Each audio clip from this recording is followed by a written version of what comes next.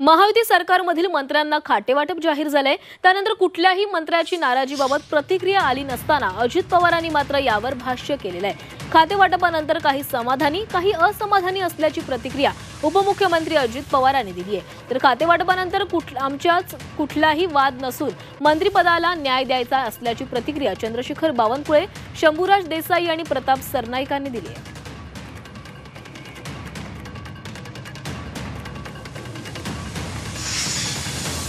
जबाबदारी प्रचंड वाढलेली आहे, कारण तुम्ही जेवढे जास्त मताधिक्य निवडून देतात तेवढं जास्त बारामती तालुक्याकरता शहराच्या करता विकासाचे प्रश्न आपण सोडवले पाहिजेत।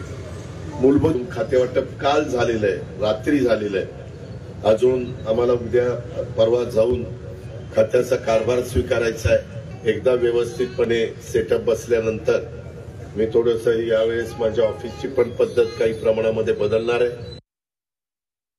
खातं कुठलंही मोठं आणि लहान असं नसतं आणि आमचं म्हणाल शिवसेनेचं तरी जरी आमच्या विभागाचं आमच्या शिवसेनेच्या कोट्यातलं उत्पादन शुल्क खातं हे राष्ट्रवादी काँग्रेसकडे गेलं असलं तरी गृहनिर्माणसारखं मुंबईतले किंवा शहरी विभागामध्ये ग्रामीण विभागामध्ये अत्यंत चांगलं काम करण्याची गोरगरिबांना म्हणजे जे माननीय पंतप्रधान नरेंद्र मोदी साहेबांचं स्वप्न आहे, प्रत्येक कुटुंबाला प्रत्येक व्यक्तीला हक्काचं घर मिळालं पाहिजे, ते गृहनिर्माण विभाग हा माननीय उपमुख्यमंत्री आदरणीय शिंदे साहेबांच्याकडे आलेला आहे। त्यामुळे असं जरी झालं असलं तरी सुद्धा जे खातं आहे ते तेवढंच तोलामोलाचं आहे, तेवढंच महत्वाचं आहे।